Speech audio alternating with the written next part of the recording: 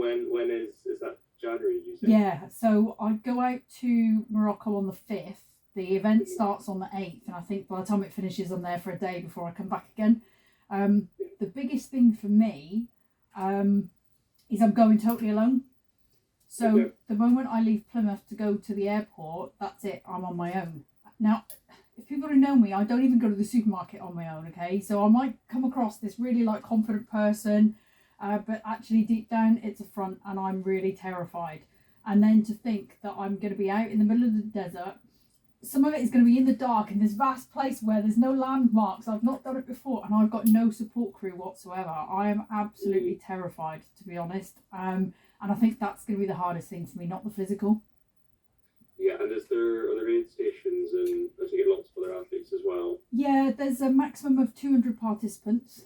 Now I've not loads. No, I've started watching some videos on YouTube of people who've done it, and the isolation. A lot of these are like, I haven't seen anyone for miles. I'm here just running on my own. I've got no headphones or anything, and there's the odd camel in the distance, and I'm like, shit, that's gonna get me. So when I did Hope 36 a couple of years ago, I did the 100 miles, and you do 5-mile loops. But I'd got a tent set up next to other people I knew, and then there was people coming down to see me, and I could stop every 5 miles for a cup of tea if I wanted. Yeah. Totally different this time. I'm going to be carrying all this kit, and I'm going to be so alone. And the closer I'm getting, even though it's months away, the closer I'm getting, the more I'm getting anxiety about it. Like, I just don't know. I mean, you've done a massive amount of distance. I know there was people around here and there, and a lot of support. But were there sections of it where you just did it on your own? It was just you with your headphones, or not?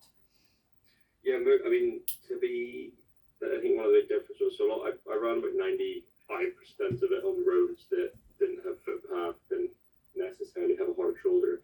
And there are people in cars, which I know is something, but it's stimulus, isn't it? Whereas I appreciate the desert would be a lot less. And for me, I didn't listen to music for 90% of it, just mainly so I could hear the cars and I could hear stuff coming from a safety point of view. So from that kind of point of view, yes, alone, but at the same time, very different type of alone to because there's still stuff around, there's still sheep and cows and traffic and stuff. So yeah, it'll be interesting. It's maybe, I don't know if it's worth kind of maybe reaching out to a few of the other participants and stuff, and maybe like early and trying to.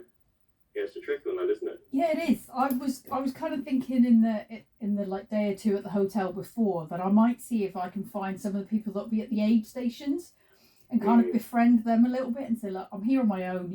This is what I'm doing. Can you just pretend you're my cheer squad, and when you see me, come and like wave me on, just so I've got a familiar face, because I was thinking about like teaming up with some of the other people running, and I'm going to be sharing a room with someone I don't know, but. Everyone will be at different paces, and everyone will be doing it differently and stuff. And I don't think you can naturally latch onto someone, even in a normal race in the UK.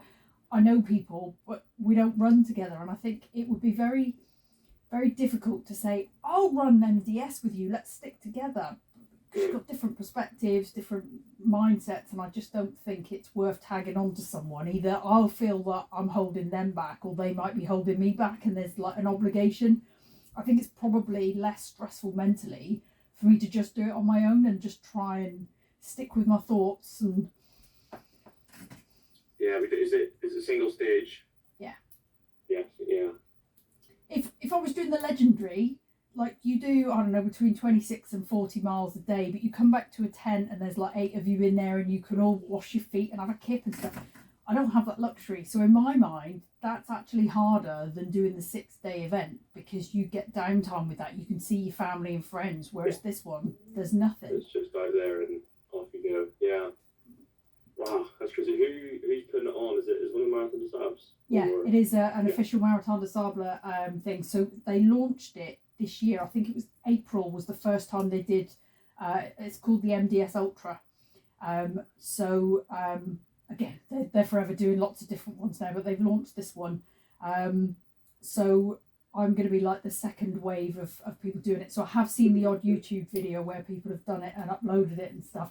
And I managed to, I went through their participant list and I found different people who'd done it and what their times were. And then I went and stalked their Strava.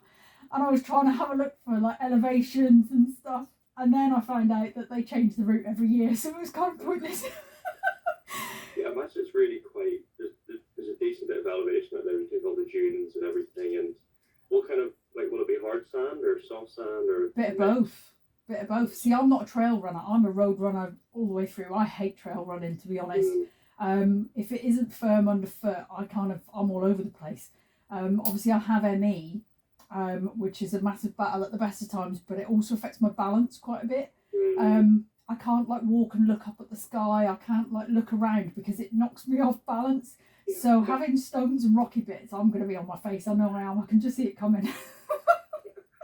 Hopefully it'll be a slightly softer landing if it isn't sand. Yeah, fingers crossed. Some camel will be coming to pick me up. But yeah, I mean, there's so much going on in my head about this. To be fair, I mean, not to dominate the conversation with you at all, because like I say, I'm just in awe of what you managed to do. I mean, mine really does seem like a half marathon in comparison. But I disagree in the aspect where, for me, I made station every 10k and I could put the legs up, have a sandwich or a burger, whatever it was, and then, this is just 100 miles just straight, and all the different challenges and weather and everything that will come with that. So, completely separate there and right, and it's a massive challenge nonetheless. Yeah.